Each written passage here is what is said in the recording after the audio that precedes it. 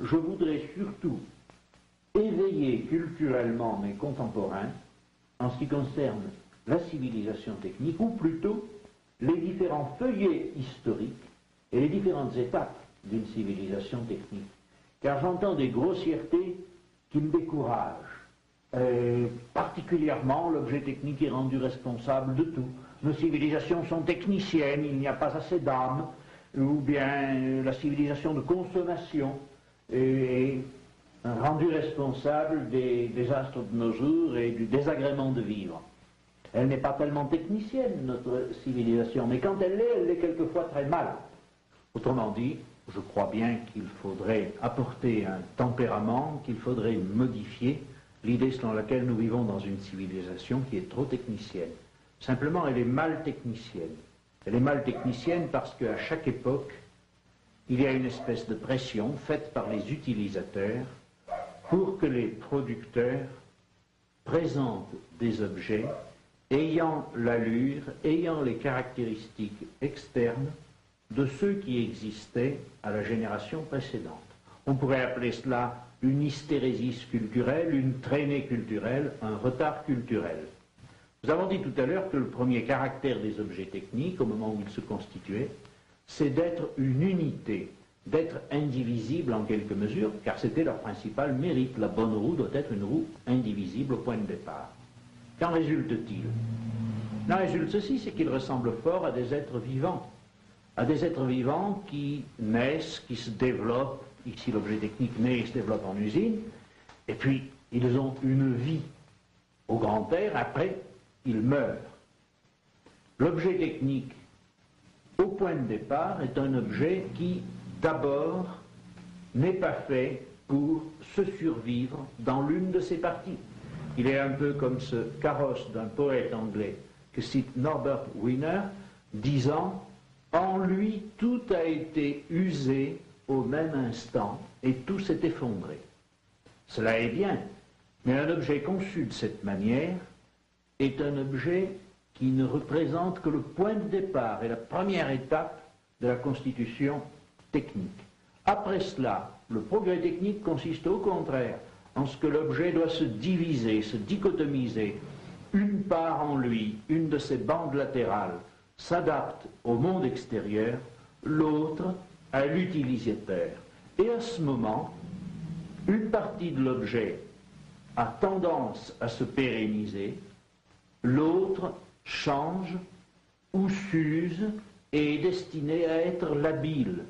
Si l'on traite l'objet au moment où il devient dichotomique comme un objet où tout s'use en même temps et doit être jeté, il y a une erreur culturelle fondamentale. Par exemple, on change d'automobile dès qu'elle est démodée. Et là est le mal. Le mal, c'est le fait qu'à une époque déterminée, l'objet ne soit pas connu selon ses lignes essentielles, qui sont principalement ces lignes temporelles, ces lignes évolutives temporelles, ne soit pas connu comme il devrait l'être par les utilisateurs, ce qui pousse d'ailleurs les producteurs, volontairement ou involontairement, à envelopper l'objet technique d'une publicité ou d'apparence qui camoufle sa réalité essentielle. La troisième étape de l'objet technique est celle qui fait apparaître l'objet de réseau, c'est-à-dire un objet relativement simplifié. À ce moment-là, il doit devenir économiquement facile à acheter et surtout facile à entretenir, car il doit être pluralisé, il doit être relativement segmentaire, chaque partie de cet objet pouvant être échangée en échange standard contre une autre lorsqu'une avarie intervient. Alors que l'objet dichotomisé dont nous parlions tout à l'heure relevait de l'artisan hautement qualifié pour pouvoir être réparé. Dans ces conditions, il y a une évolution de l'objet technique qui fait que les réalités culturelles doivent être aussi contemporaines que possible de la véritable nature de l'objet. Si elles représentent ce qu'était l'objet il y a 20 ans, elles conduisent à une consommation ostentatoire ou à une attitude erronée, finalement à une déception.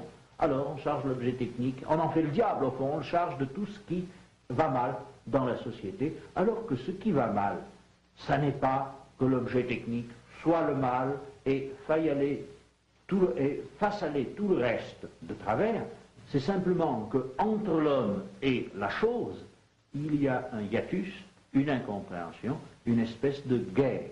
Voilà, je crois, ce qu'il faudrait remettre en place, une saine connaissance du fait qu'il ne s'agit pas de dire seulement objet technique globalement.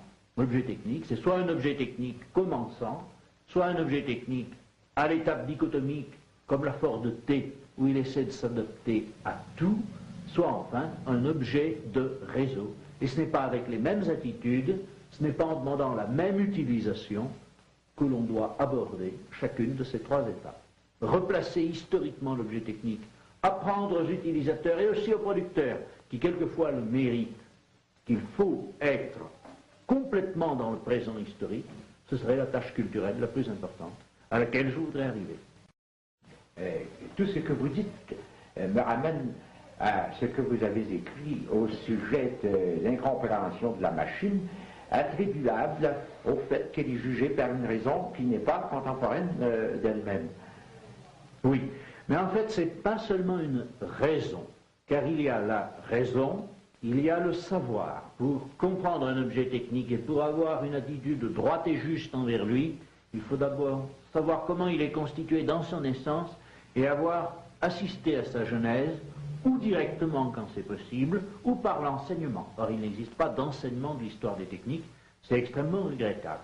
Et en plus de la raison, en plus du concept, de la pensée, de l'intelligence, il y a, au-delà du théorique, peut-être une certaine relation à la réalité technique, qui est une relation partiellement affective et émotive, et qui ne doit pas être non plus l'équivalent d'une relation amoureuse ridicule.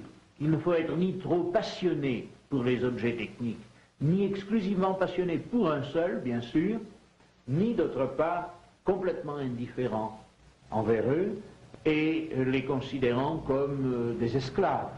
Il faut une attitude moyenne d'amitié, de société avec eux, de fréquentation correcte et peut-être quelque chose d'un peu ascétique afin que l'on sache les utiliser même quand ils sont anciens, ingrats, et que l'on puisse avoir une certaine gentillesse pour le vieil objet qui mérite, sinon de l'attendrissement, tout au moins des égards dus à son âge. Ce qui me semble, c'est que l'on pourrait faire une psychanalyse de l'objet technique, comme Bachelard a fait la psychanalyse des éléments. Voilà où je voulais en venir. Bien. Et particulièrement, je crois que chacun des objets techniques peut être traité comme ayant une intention et une attitude. Quand on va contempler un émetteur de télévision qui est au sommet d'une montagne, comme le mont Pilat, à quelques 40 km d'ici, on voit non seulement l'émetteur en tant qu'émetteur, qui est à la place d'un ancien télégraphe, chape, mais on trouve de plus l'antenne réceptrice parabolique qui reçoit le faisceau venant de Paris, et l'autre antenne de l'autre côté de la tour qui émet vers l'Italie du Nord. Et cette antenne de télévision en elle-même, elle n'est que du métal, une vaste parabole en métal inoxydable et un tout petit doublet au centre. Il termine un câble coaxial. Elle est rigide, mais elle est orientée. On voit qu'elle regarde au loin et qu'elle peut recevoir à partir d'un émetteur lointain. Pour moi, elle me paraît être plus qu'un symbole. Elle me paraît représenter une espèce de geste, d'intention, de pouvoir, être presque magique, d'une magie contemporaine. En cela, il y a, entre cette rencontre du haut lieu et du point clé, qui est le point clé de la transmission en hyperfréquence, il y a une espèce de connaturalité entre le réseau humain et la géographie naturelle de la région. Cela est un aspect de poésie, un aspect de signification et de rencontre de signification. Par ailleurs, on pourrait trouver aussi, par une plongée dans le temps, le pouvoir poétique de ce qui était extrêmement parfait et qui, un jour ou l'autre, sera détruit, et déjà peut-être détruit, par le cours d'une évolution qui est extrêmement et très dramatiquement négatrice, ce qui a été pourtant un jour une nouveauté Voyez les locomotives à vapeur, voyez les grands navires que l'on met de côté parce qu'ils sont désuets. Ce qu'on appelle l'obsolescence, c'est une réalité économique, mais à côté de l'obsolescence économique, il y a une espèce de montée poétique qui n'a pas, je crois, tout à fait suffisamment été mise en valeur. Nous manquons de poètes techniques.